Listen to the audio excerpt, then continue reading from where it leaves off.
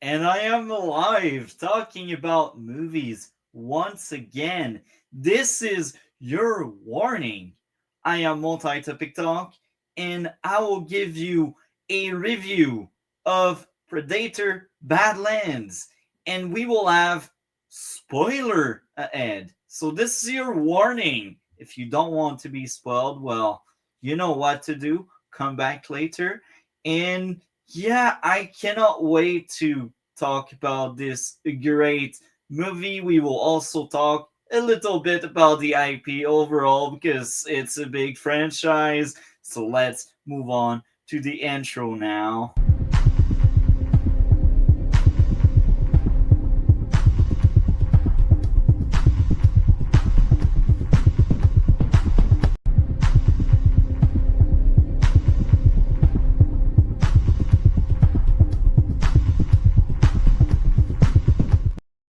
Here I am. We are back talking about movies again. So let's get into it. I will start by covering the Wikipedia page. We will go over the plot of the movie. And again, a second warning, or a third one at that point. We will spoil the entire movie. So let's screen share the Wikipedia. Hopefully, this movie will be successful. It deserves money. It is a very fun experience. So let's get into it. Predator Badlands in theater November 7th. Directed by Dan Trachtenberg. Screenplay by Patrick Hinson. Story by Dan Trachtenberg. Patrick Asen, based on characters by John Thomas, produced by John Davis, Brent O'Connor, Mark Toberoff, Dan Trachtenberg, Ben Rosenwald. I probably massacred many names out there, and it's fascinating. It only starred three characters. I guess this is a very modern movie. So it starred Elle Fanning. I remember seeing her in something. I can't remember what exactly, but that name is very familiar. Demetrius Skutcher. Kolamamabagi. Oh my. I'm sorry about your name. It's from another realm. Haha. Yeah, I thought that was a good pun. I don't know about that. Cinematography, Jeff Cotter. Edited by Stephen Grubb, David Trachtenberg. Music by Sarah Sketchner. Sketchner? Yeah, Sketchner. Maybe that's actually the first name I got right. Benjamin Wolfich. Production company Lawrence Gordon Production, Davis Entertainment, Toby Ruff Entertainment. Distributed by 20th Century Studios. Interesting. Running time 107 minutes. Country United States. Language English. Budget 105 million. Box office 88.5 million. My prediction for the future, I do think Predator Badlands will actually make a bit of its money back. I think it will underperform. I don't think it will be a massive success because as of right now, it's not. As of right now, it's a bomb. I don't think it will remain a bomb, but I don't think it will perform very well just because of these numbers. So maybe I'm wrong on that. Maybe it will be impressive next week and it will make lots of money, but based on what I see right now, I think we are facing a movie that will underperform. So let's get into the plot of the movie. And I made it very brief because there's not much going on in that movie. The plot. In a coming of age story, a malfunctioning predator sees himself being rejected by his father. A brother decides to step up for him, inspiring him to prove everyone is no mistake. The predator goal is to defeat the big creature from the most hostile world there is, creature so powerful no predator prior was able to defeat. And I will put the emphasis that every single thing in that world is a threat. Every single thing is dangerous. Even the freaking grass, folks. The plants. Everything wants your life. Like the first few minutes in that planet, you can feel the tension and the pressure. No human being that goes there will survive that long. So it's just fascinating. I think this is the highlight of that movie, that planet itself. So this is the perfect moment for my review. I don't have a lot to say, unfortunately, even if it's a movie I liked a lot. There's not a lot to say. I'm just being blunt and honest. It's a Predator movie. It's a very fun experience. The plot says it's all. So basically, he goes on that planet. He has one target, and that target is really, really powerful. And if he gets that target off, maybe he will earn the respect of his dad. So, the review. Well, I had two issues with that movie. My first issue, some of the dialogue was off putting. It was really weird. It really felt like Hollywood writing in a lot of times. Characters didn't really speak like characters, especially the robot, the AI, the machine that team up with the Predator. I think parts of its dialogue wasn't that great, but at least it didn't happen that much, but it happened.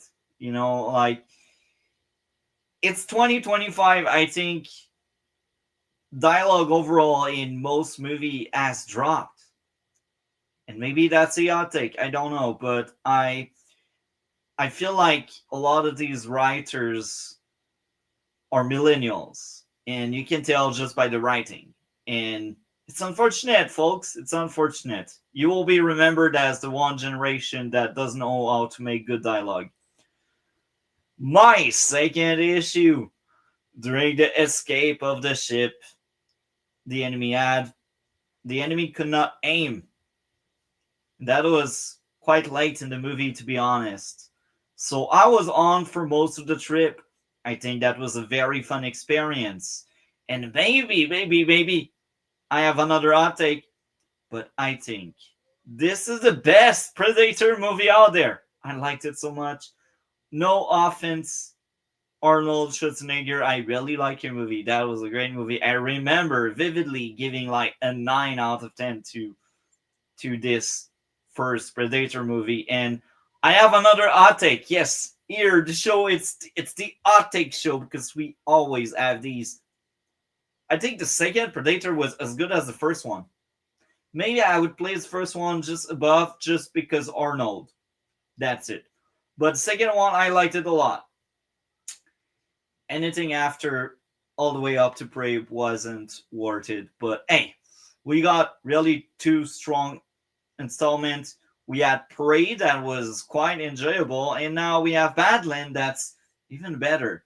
So if I pretend there are only 4 Predator movie, let be it.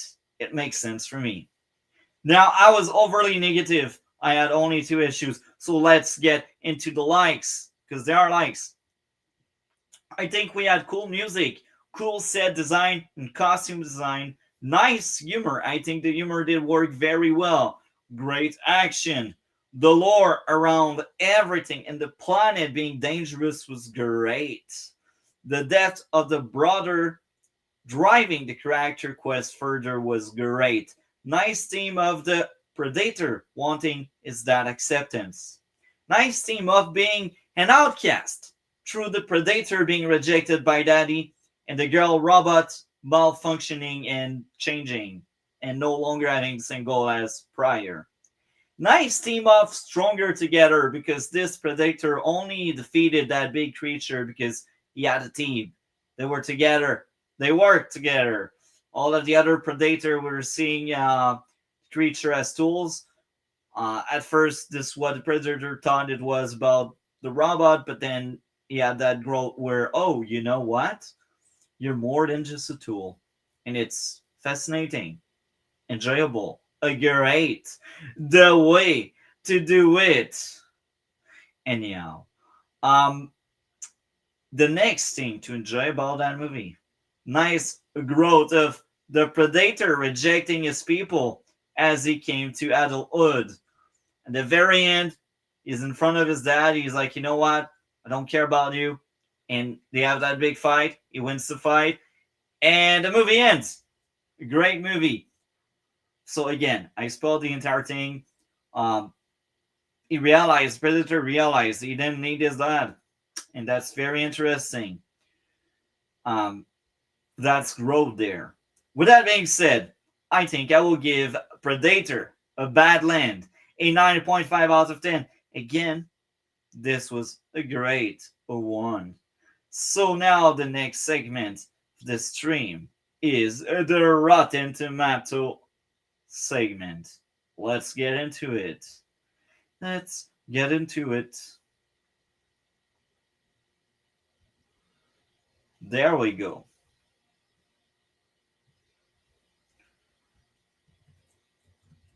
Okay, here we are, the Rotten Tomato segment.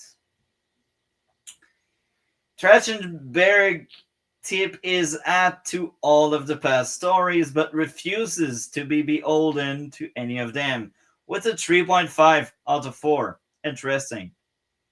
This is an incredible surprise, a big trailing summer popcorn movie in the middle of November. Interesting, I agree. A depressingly scripted effort that unwisely attempt to reimagine the beasties as a sympathetic hero, complete with a tragic backstory about the peril of his clan life of the predator-owned planet of Yocha Prime. Okay, interesting. Predator Badlands is a thrilling and surprisingly heartfelt entry in a franchise I never expected to connect with.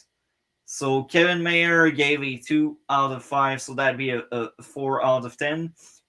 The other one gave a 3.75 out of 5, so I'd assume it's almost an 8. It's like 7 point something. They get so complicated, these people. Okay, if they say so. Muse KM. This was definitely not like the Predator that we are used to, and I agree with that. Not necessarily a bad thing, thought I enjoyed it. Taya got annoying pretty fast. I actually agree a bit, but that's more through the dialogue because I think the character itself was fine. She was really helpful. A very commercialized version of what the Predator movies have always been. Borrows from other mainstream horror movie for its alien species, as a bunch of Lord of the Ring esque going thing. So the previous one was a 4.5 out of 5, so that'd be a 9.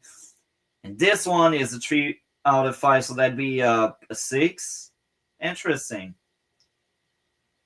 It's one of the absolute best pure sci-fi film of all time. I think that's a bit pushed. That's a bit exaggerated, but I do think it's a great one. That guy gave it a 5 out of 5. Elizabeth gave another 5 out of 5. 5 out of 5. Watch it with an open mind, comic style storyline. Super fun, a little cheesy, but overall one of the best Predator movie beside the first one. The whole family can see that one. Well, maybe not the kids. I got a little sister, and I will never bring her there. She's a bit too young. She'd get traumatized with all of the violence in that movie. But yeah, any teenager, sure.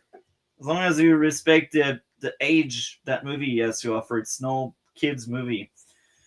So this is a very short segment we will have right now, right here. And I call it the ranking of the movies. I cannot already spell it, but it will be in the timestamps in a proper way. How do I rank all of these Predator movies? And I just realized I got the wrong background, but hey, that's fine. I forgive myself for having the wrong background, but so the ranking of the Predator movies. My favorite is Badlands with a 9.5 out of 10. In second place, we got the original Predator with a 9 out of 10. Really good one. It's in a second place. Now, in third place, we got the second Predator with another 9 out of 10. Hell yeah, they are really close. I think I can swap them both anytime, any day. In fourth place, we got Prey. Prey, I remember giving a 7 or a 7.5. It's been a long time. I think it's been at least a year and a half, maybe two, I've seen that movie. I think that was around 2023, around that corner. So almost 2 years, actually. 2 years. Wow, time flies. I'm becoming crazy, am I? Now, any other Predator beside the four I mentioned, they don't matter. The Predator, bad. Predators, bad. They are movies I want to forget I've seen. But the first two, Prey and the newest entry, approved. Entity approved. So, I guess this is the outro now. And with this outro, I will tease what happens next on the channel. Well, the Ridley podcast is on vacation until January, so almost 2 months. That's the usual thing. But in the meantime, we will have more mainstream movie reviews. Next Monday, there's a new movie coming out that's from the same people that made Long Legs. I really want to see it. Can't remember the name. I never can remember the name. I always research again. I know it's coming out Friday. Hopefully, there's a theater nearby my place that will have that movie. Otherwise, I know there's always something new. Maybe I will push through, like, Now You See Me, the third one. I don't think it's great, but maybe I will end up watching it. Now, Saturday, the usual thing, we talk about politics. Next Tuesday, I don't know yet. I know there's no Red Blue, so Monday there's a mainstream. I don't know if it's Now You See Me 3 or the other movie that I know is coming out Friday. Maybe I will end up Monday doing the movie from Friday, and Tuesday I will end up doing Now You See Me. Think I want to do 2 mainstream next week. Outside of that, the Red Blue podcast back in January, and we will have mainstream movies until probably December at some point, and then that show will also go on break. At some point, we will bring back film and shows adaptation with Smallville from season 3 to 10. I'm rewatching 9. I'm about to finish it. I'm for like the 10th time, but hey, I need to rewatch the entire thing. With that being said, stay tuned for more content. Thank you for watching, and I am out.